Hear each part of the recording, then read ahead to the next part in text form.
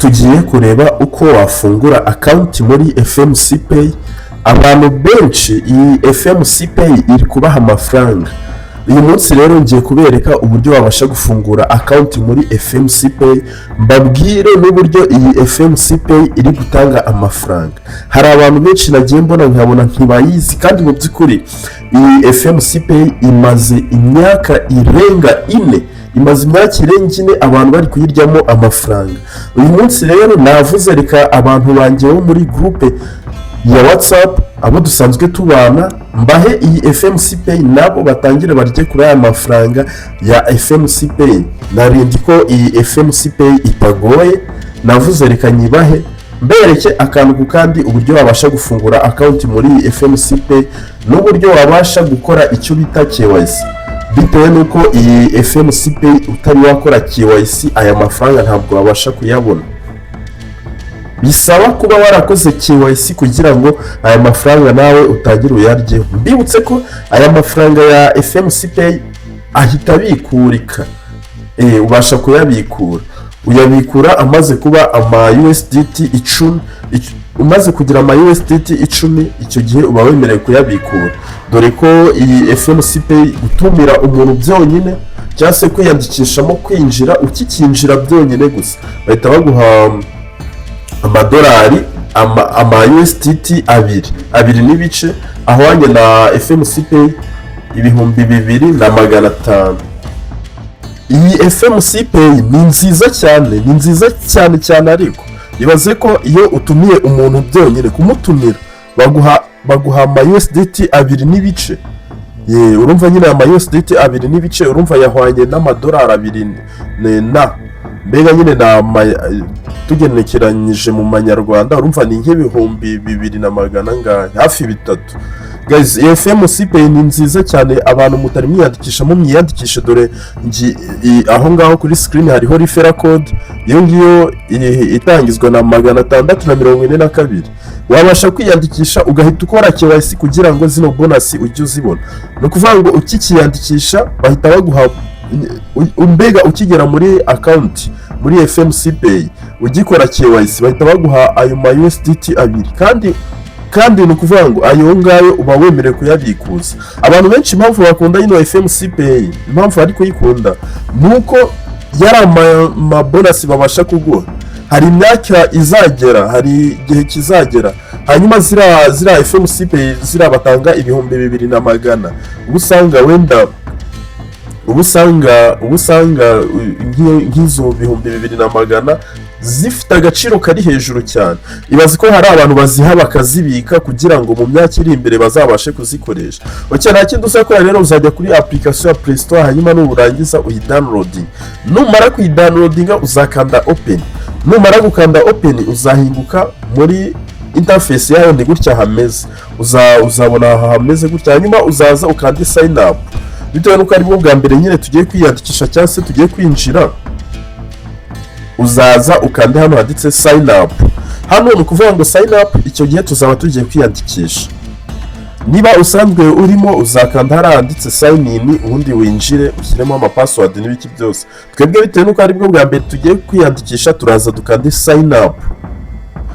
Guys, mwitonde mureba akantu ku kandi, bitewe nuko murabizi ko kuri channel ya Darius Tech mbasha kubakorera akantu ku kandi kugira ngo musobanukirwe. Niyo mpamvu mba navuze ngo ngomba kubaha ibintu byiza kandi byizewe. Mbibutse ko ino FMCPAY nta mafaranga asabwa kugira ngo yijyemo, byose ni ubuntu. Murabizi ko njye ngerageza kubaha iby'ubuntu kandi bibasha kutugirira akamaro, bibasha kutwinjiriza. Twe nta kintu twashoye, ari ugufata umwanya wawe gusa hanyuma ugakoresha na internet ubundi ukabibyaza umusaruro. Nta kindi usakora rero, nugera hano handitse sign up uzahita ubona ahantu hameze gutya. Hano hari ahanditse username, hari ahanditse email, hari ahanditse password, hari n'ahanditse referral. Ukuvuga ngo hano handitse referral, nababwiye ko uzashyiraho yino invitation code nashyize hano kuri screen, iyi gitangizwa na 642. Niyo uzandikamo hariya kuri referral code. Noneho hano handitse username, hara uzashyiramo akazina gatoya cyangwa se izina rirerire bipfa kuba utashyizemo espace, ntuzashyiremo umwanya, mbega nyine uzandika izina mu nyuguti ntoya hanyuma ubyandike neza, ntushyiremo umwanya, bitewe nuko nushyiramo umwanya cyangwa se wabona ukuntu wandika amazina abiri ugashyiramo umwanya ntabwo bizakunda. Hano ni izina rimwe, ni izina rimwe, ntabwo ari ngombwa ngo ushyireho izina riri ku irangamuntu, wowe uzashyiramo izina ushaka. Hanyuma hari password, hari email uzashyiramo email ushaka kujya ukoresha. Iyo email igomba kuba iri active, iyo email ugomba kuba uyikoresha. Hanyuma password uzashyiramo password, nabigishije gukora password ikomeye. Uzabanza niba ari wenda urugero niba ari Kigali cyangwa se Nyarugenge, uzabanza inyuguti nkuru, hanyuma ushyiremo imibare, ushyiremo na twa tumenyetso, niba ari arobase cyangwa se niba ari kandi ka hashtag. Referral code uzashyireho iyo ngiyo nakweretse, iyo ngiyo iri kuri screen yawe itangizwa na 642. Guys, mwibutse ko izi bonus ntibabasha kuziguha utari wakora icyo bita KYC. KYC ya hano iroroshye cyane, bitewe nuko nabonye itagoye. Abantu musanzwe mukora ama KYC murabizi uburyo KYC zijya zigora, gusa nabonye KYC za hano muri FMCPAY nabonye zitagoye cyane. Urabibona, password ugomba kuyandika gutyo, hanyuma na referral code ukareba neza ko wayanditse neza. Wibutse ko iyi FMCPAY iri gutanga amafaranga. Hari umuntu nabibwira, hari umuntu yabasha kubibwira akagira ngo n'urwenya. Guys, abantu bayikiriyemo iyi FMCPAY kandi ayo mafaranga arabikurika, ntabwo ari bya bindi byo kuvangura yakorera ngo ntabwo uri buyabikuze. Nurangiza ibintu bimeze neza uzakanda sign up. Hano bazahita bakohereza aka message kuri ya email. Niyo mpamvu nababwiye ngo email igomba kuba iri active, usanzwe uyikoresha muri iyo telefone cyangwa se niba biri mu yindi telefone ariko iri hafi yawe, bitewe nuko urabona ko boherejemo aka message. Kandi aka message rero tugiye kukareba muri iyo email, hanyuma tuze tukandikemo hano neza. Buri gihe buri uko ugiye kubikuza cyangwa se buri uko ugiye gukora transaction, icyo gihe bizajya bigusaba ka email. Niyo mpamvu mbabwira ngo izi email zanyu mujye muzibika neza, mujye muzifata neza, bitewe nuko ni imari. Utayifite icyo gihe mu bintu bijyanye n'ikoranabuhanga, nawe icyo gihe nta kintu uba ufite. Uzaza ugashyiramo neza witonze. Guys, nkwibutse gukanda like kuri iyi video, hanyuma niba utari no muri group yacu ya WhatsApp, nakugira inama yo kuyizamo, bitewe nuko niho amakuru yose atangirwa. Niba hari ikibazo ufite cyangwa se hari igitekerezo ufite, unyandikira muri comment, ubundi nze nkigusubiza. Uzaza ukandike neza witonze, hanyuma numara kukandika ubundi uzahita ukanda confirm. Icyo gihe uzahita ugera muri account imbere. Nta kindi ukigeramo rero, bazahita bakubwira ngo ukore verify y'irangamuntu. Ni ukuvuga ngo verify y'irangamuntu nicyo bita KYC.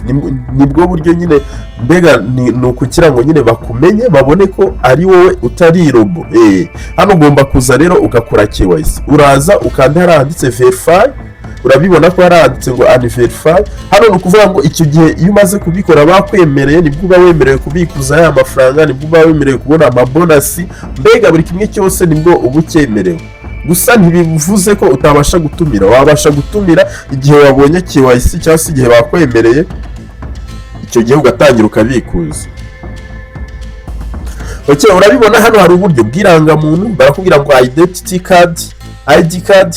Urabona hano hari uburyo bw'irangamuntu, hakaba uburyo bwa passport, hakaba n'uburyo bwa driving license. Ni ukuvuga ngo uburyo bw'irangamuntu na passport na driving license cyangwa se ibyangombwa byo gutwara imodoka, driving license. Ni ibyangombwa nyine by'imodoka, mbega ariko ravuga muri make. Uzaza twe bitewe nuko dufite uburyo bw'irangamuntu, niba uri umurundi cyangwa se niba uri uwahehe, uzakoresha uburyo ushaka bitewe n'uburyo ufite. Bitewe niba ufite ibyangombwa bya driving license nibyo uzakoresha, niba ari irangamuntu uzakoresha irangamuntu. Gusa abarundi akenshi muri FMCPAY nabonye bakunda gukoresha passport cyangwa se driving license, bitewe nuko twebwe dufite irangamuntu ziri mu buryo bwa digital. Twebwe mu Rwanda tubasha gukoresha irangamuntu, bitewe nuko irangamuntu twe uburyo dufite bw'irangamuntu ni uburyo bugezweho, mbega muri make niko navuga. Mu Burundi sinzi niba irangamuntu yanyu inyuma mugira nuze scan, ntabwo nzi niba mufite irangamuntu iri mu buryo bugezweho. Twebwe tubasha gukoresha irangamuntu, gusa ntibivuze ko utabasha gukoresha irangamuntu uri mu Burundi.